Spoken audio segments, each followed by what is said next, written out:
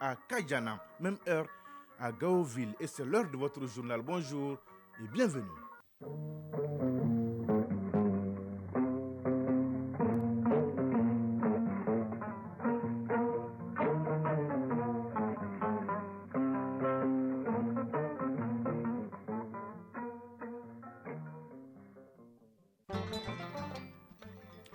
L'actualité, première édition d'ici mardi 1er novembre 2022. Tout d'abord, la couleur du temps sur Bamako et environ 21 degrés ce matin. Journée ensoleillée dans l'ensemble.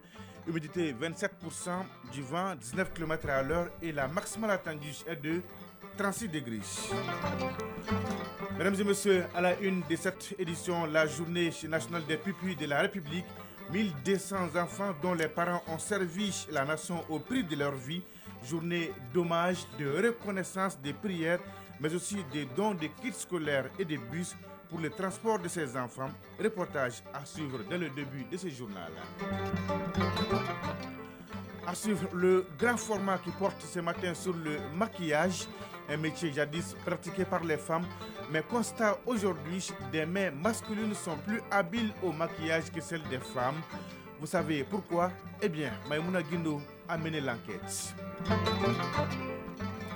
L'actualité internationale en pointillé avec Batraouré. Il est là en direct avec moi dans ce studio. Bonjour Batraouré. Bonjour Cédric Dameli. De quoi va-t-on parler ce matin? L'actualité internationale ce matin, c'est le sommet de la Ligue arabe sur la sécurité alimentaire qui s'ouvre aujourd'hui à Alger avec au menu plusieurs dossiers. À l'intérieur du pays, des ministres tchadiens se rendent au chevet des blessés des manifestations du 20 octobre dernier. Au Brésil, le vice-président sortant joue le jeu de la transition. Le développement de tout cela dans la page inter de ce matin, Cédric Dameli. Dans quelques minutes. La chronique initiative citoyenne, c'est avec Ousmane Dao qui nous amène à la découverte des bonnes actions de l'association Tous et Chacun dans le domaine de la lutte contre la mortalité néonatale. Enfin, la page des sports, toute l'actualité sportive avec Sragatou Sissé. Bonjour l'athlète. Bonjour, c'est Diki Dabele. Est-ce que tout va bien, Sragatou? Ça va, alhamdulillah. La une de votre page. La Céréale et le Djoliba séjourneront ce mercredi leur match aller du tour de cadrage de la Coupe de la Confédération. La Céréale est à Eswatini et le Djoliba se produira lui ici à Bamako.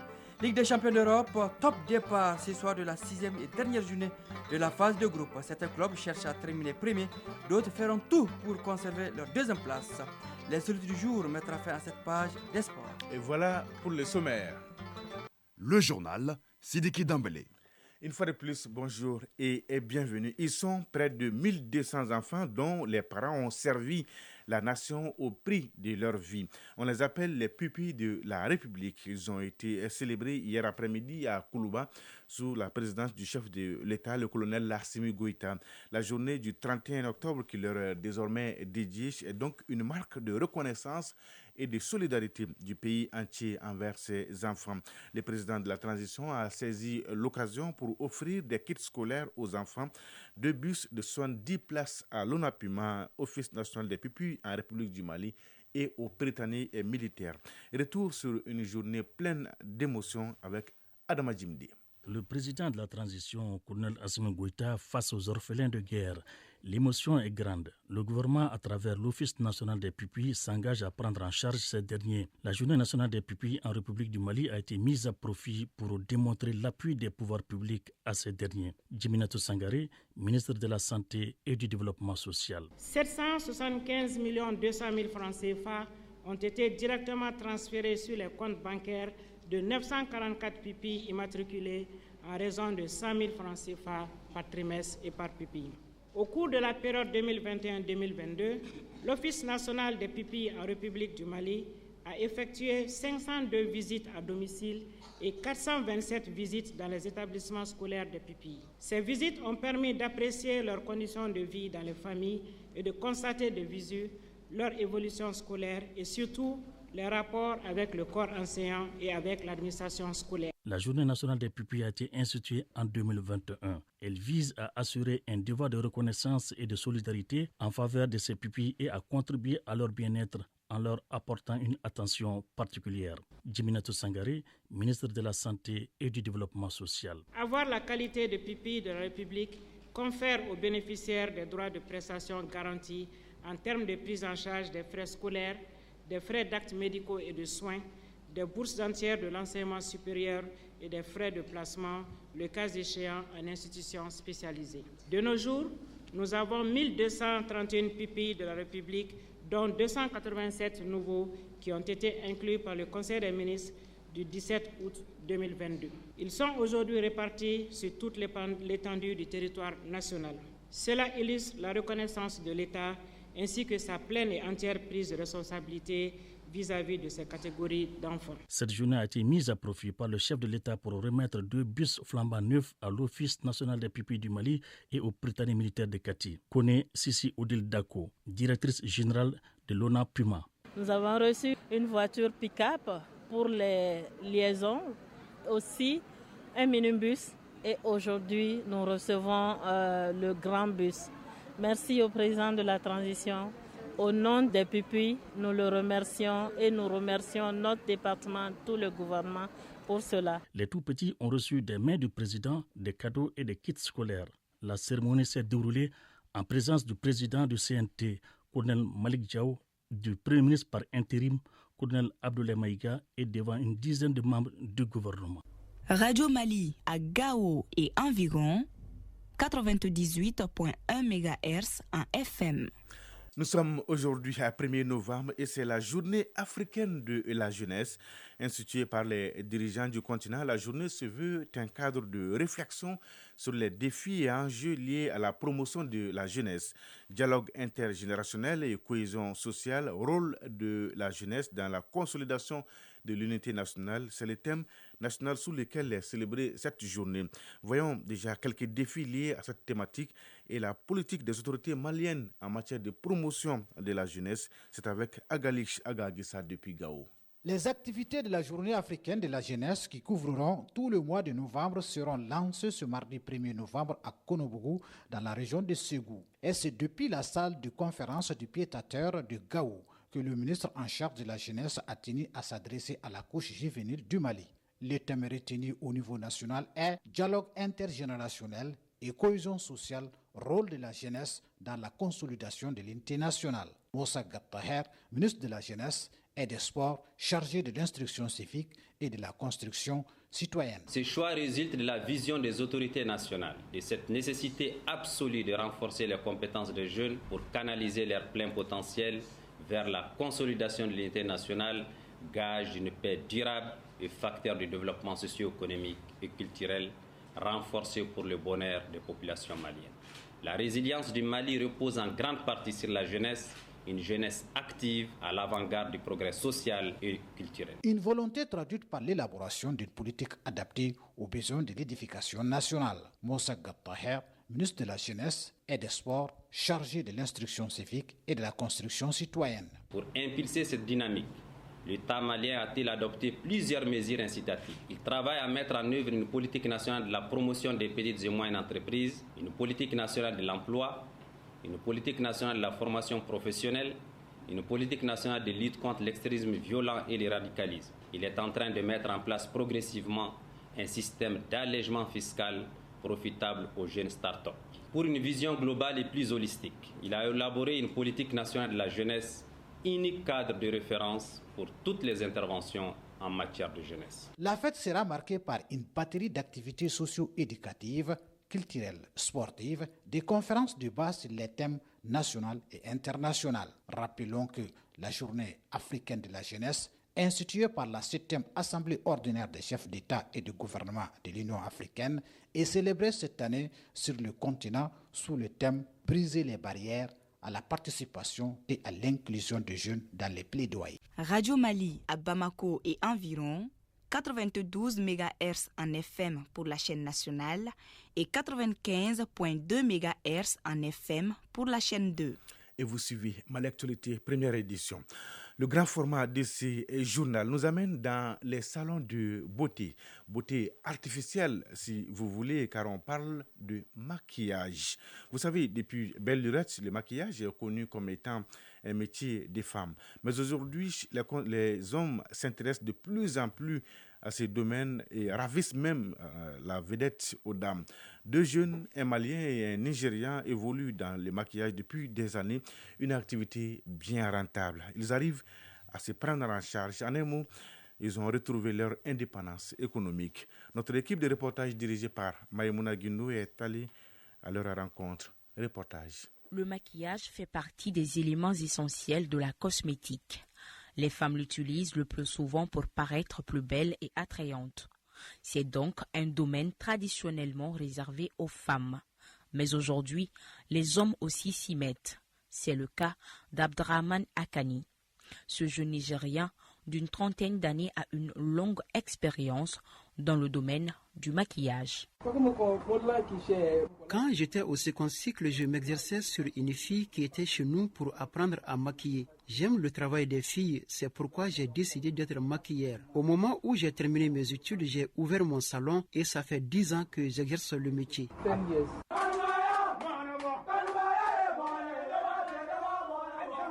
Dans ce salon règne une ambiance festive. Son promoteur s'appelle Boubacar Sila dit Nfa, en plein dans son travail. Tout comme Akani, ce jeune Malien qui mesure près d'1,60 m est un passionné de l'activité. Depuis à bas âge, j'aimais ce métier. J'avais l'habitude de maquiller ma petite sœur. Et Dieu faisant bien les choses, j'exerce pleinement aujourd'hui ce métier.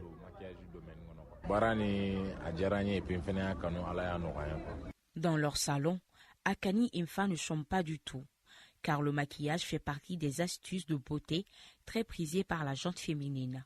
Peu importe le coût, l'essentiel pour les clientes est de se donner un nouveau visage. Au salon, il y a un maquillage de 10 000, 15 000, sans fossile, et 15 000, 20 000 avec fossile. Ça dépend de ce que vous voulez choisir. On maquille les maillots à 50 000. Si c'est le déplacement, le maquillage devient 75 000.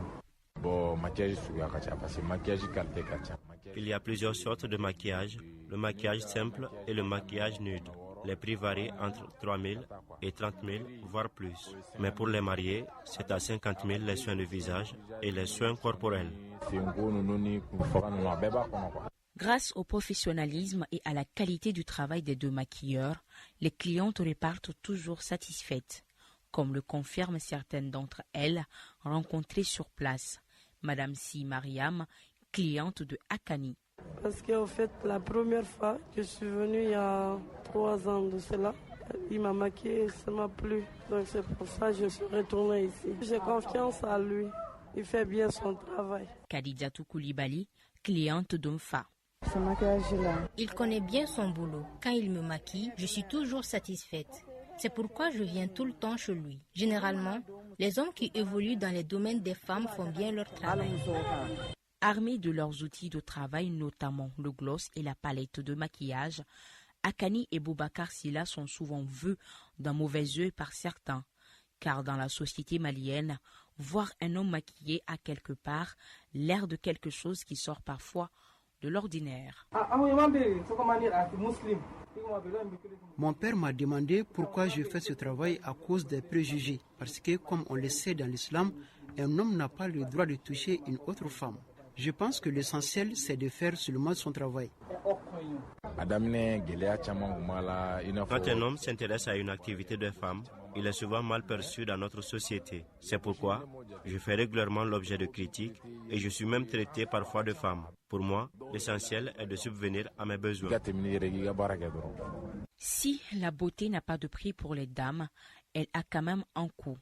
Un coût que les clientes acceptent volontiers pour le plaisir des yeux.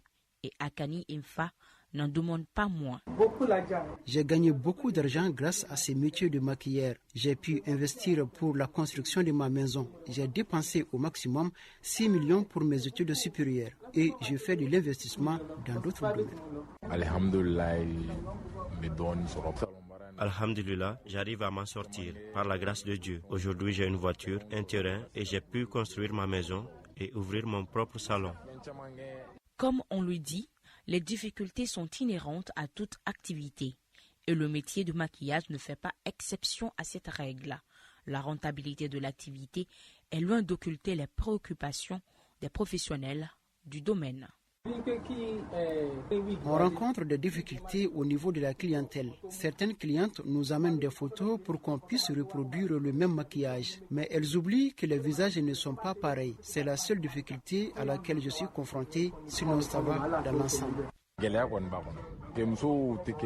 Comme tout travail, on rencontre des difficultés. Il y a des clientes qui sont très exigeantes. Au cas où elles ne sont pas satisfaites, on arrive toujours à trouver un terrain d'entente. Car ici, le client est toujours au roi. Le maquillage se marie au masculin, tout comme beaucoup d'autres métiers réservés par le passé à la femme. L'inverse est aussi une autre réalité dans notre pays, avec un dénominateur commun, sortir de la dépendance économique. Oui, merci Chema Emouna Guindo. Chez des hommes plus doués en maquillage que les femmes, chacun son métier. À suivre dans les minutes qui suivent l'actualité internationale avec Batraoré. Fin prêt. Bonjour Ba. La chronique initiative citoyenne avec Ousmane Dao et la page des sports avec Sragatou Sissé. Bonjour Sragatou. Bonjour Sidi Dambélé. On est fin prêt pour la page des sports. Tout à fait. À tout de suite. L'actualité internationale nous conduit d'abord au Burkina Faso, Batraoré. Le Premier ministre revient sur la coopération avec la Russie. Oui, face aux appels incessants de certains groupes de manifestants appelant à rompre la coopération avec la France pour se tourner vers Moscou dans le cadre de la lutte anti-djihadiste, le Premier ministre burkinabé Apollinaire Kyilem de Tambila n'exclut pas de réexaminer les rapports entre le Burkina Faso et ses partenaires, notamment la Russie, mais il interpelle les marcheurs en leur rappelant que ce n'est pas à eux de décider. Ces propos ont été tenus dimanche soir par le Premier ministre au cours d'un entretien sur la chaîne de télévision nationale. Au Tchad, des ministres visitent à Moundou les blessés des manifestations du 20 octobre dernier. La mission gouvernementale tchadienne a achevé hier à Moundou sa première étape par une visite à l'hôpital de cette ville. Les membres de la mission gouvernementale sillonnent les villes touchées par les violences du 20 octobre dernier. Des événements qui ont fait une cinquantaine de morts et environ 300 blessés selon le bilan officiel. Sommet de la Ligue arabe, sécurité alimentaire et plusieurs autres dossiers africains sont à l'ordre du jour. Le sommet de la Ligue arabe s'ouvre ce mardi 1er octobre à Alger, mais sans le roi du Maroc Mohamed VI. Algérie avait envoyé une invitation officielle au souverain qui se fera finalement représenter par son ministre des Affaires étrangères, Nasser Bourita. Le monde arabe achète de grosses quantités de blé à l'Ukraine et à la Russie. À l'ordre du jour de ce sommet de 2 jours, plusieurs autres dossiers, notamment africains. Une nouvelle stratégie pour la sécurité alimentaire doit être adoptée. Au Brésil, le vice-président sortant Hamilton Mourão joue le jeu de la transition. L'actuel vice-président de la République brésilienne, Hamilton Mourão, a envoyé hier un SMS au colistier de Lula, Geraldo Alckmin, selon la presse brésilienne. C'est le premier contact connu entre un représentant gouvernemental de haut niveau avec les vainqueurs de l'élection présidentielle de dimanche. Dans ce message, M. Mourão s'est rendu disponible pour contribuer au processus de transition concernant les vice-présidents. Jusqu'à présent, le vice-président sortant n'a pas reçu de réponse à son message envoyé tard. Merci Batraoré pour toutes ces informations. Bonjour Sragatou Sissi. Bonjour Sidiki Dambélé. Sragatou, donnez-nous l'heure, la bonne et la vraie heure. Il est 7h18 à Koutiala.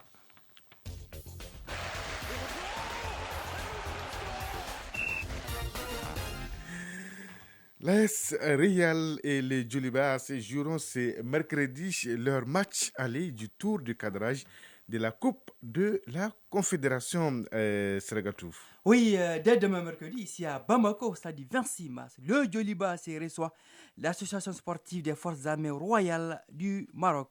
C'est la première fois que ces deux équipes s'affrontent sur la scène africaine. L'AS FAR reste au plan local sur une défaite en championnat face au Raja de Casablanca. Après 7 journées disputées, l'AS FAR est deuxième, 15 points derrière le Wydad Athletic Club du Maroc, WAC, 17 points. Le Djoliba, lui, au plan local, n'a pas encore débuté la Ligue 1.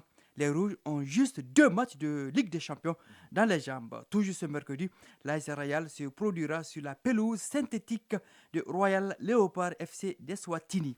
Les Scorpions sont déjà sur place avant d'en découdre avec ce club Eswatini, peu connu du public sportif malien, sacré champion pourtant de ce pays, dont le dernier la saison écoulée. Bonne chance donc à nos clubs. La Ligue des champions d'Europe sera tout top départ ce soir de la 6e et dernière journée de la phase de groupe. Certains clubs cherchent à terminer premier, d'autres feront tout pour conserver leur deuxième place. Alors, on va s'intéresser à ce groupe D tout d'abord, où le suspense est intégral. Les 4 équipes dans l'ordre au classement: Tottenham 8 points, Sporting Lisbonne 7 points, Eintracht Francfort 7 points et Marseille 6 points peuvent se qualifier pour la 8e de finale lors des oppositions Sporting Lisbonne, Eintracht Francfort et Marseille Tottenham. Dans le groupe A, duel au sommet entre Liverpool 2e 13 points et Naples 1er 15 points. À l'aller, Naples avait corrigé Liverpool 4-1. Dans le groupe B, le FC Bruges, leader 10 points, et le FC Porto 9 points se battront à distance pour la première place en croisant respectivement l'Atlético de Madrid 5 points et Leverkusen 4 points. Ces deux matchs se joueront à 17h45. Dans le groupe C, le Bayern Munich leader 15 points accueille l'Inter Milan deuxième 10 points. Le FC Barcelone reversé en Europa League est chez les Tchèques de Victoria Plzeň. Le coup d'envoi de ces matchs cités est prévu à 20h. Temps universel. La raison est simple, une bonne partie de l'Europe est passée à l'heure d'hiver. Ah oui, c'est bien noté. Alors, l'insolite du jour, Saragato, pour terminer. Dites-nous d'abord, l'histoire que vous allez nous raconter, c'est déroulée où? En tout cas, l'histoire s'est déroulée dans un village dans la région de Koutiala. Vous étiez là, vous avez tout suivi. Racontez-nous cette histoire, Saragato. Alors, les supporters ont assisté à de beaux duels. Pour une fois, je n'étais pas présent. Alors, le ballon naviguait d'un cas à un autre. Sur une faute commise par le capitaine de l'équipe visiteuse, le carton rouge lui est administré par l'arbitre. Alors, même ses supporters lui ont demandé de quitter le terrain avant l'exhibition du 10 carton. La faute était évidente. Oui. Refusant de laisser ses partenaires à 10 contre 11, ses coéquipiers le supplient en vain. Le carton rouge, il refuse de sortir. Il refuse de sortir. Dans cette confusion, quel sacré joueur. Il enlève son maillot et le jette pour exprimer sa colère. Alors, ce tact, Sidiki Dembélé, peut passer inaperçu. Oui. Le jeu reprend. À un moment donné, le ballon se dirige vers le maillot au sol. Ne comprenant pas cette attitude, l'arbitre décide d'arrêter le match. Il est beau supplier. Il préfère rentrer à la maison. Non. Le ballon se retourne vers le maillot. Le maillot à terre. À terre. Comme si le joueur était présent et il recevait le ballon. Fin de l'histoire. Initiative citoyenne. Le développement par nous-mêmes. Oui, Saragato a un incroyable talent. Dans la chronique Initiative citoyenne de ce mardi, nous parlons de l'association Tous et Chacun, un regroupement de plusieurs structures qui se sont donné la main pour être efficaces dans la lutte contre dans la lutte pour la réduction du taux de mortalité néonatale infantile au Mali. Depuis sa création, donc, elle est active sur le terrain à travers des caravanes de sensibilisation, des émissions radiophoniques, des productions de supports audiovisuels, entre autres. Ousmane Dao nous ouvre les portes de l'association Tous et Chacun. L'association Tous et Chacun est une initiative d'une dizaine de structures qui a vu le jour en 2014. Elle s'est donnée pour mission d'aider l'État dans ses efforts pour l'atteinte des objectifs du développement durable ODD en apportant une contribution à la réduction de la mortalité néonatale infantile. C'est dans ce sens qu'elle organise chaque année une caravane de sensibilisation et d'information avec des causeries éducatives dans les CESCOM et des émissions radio.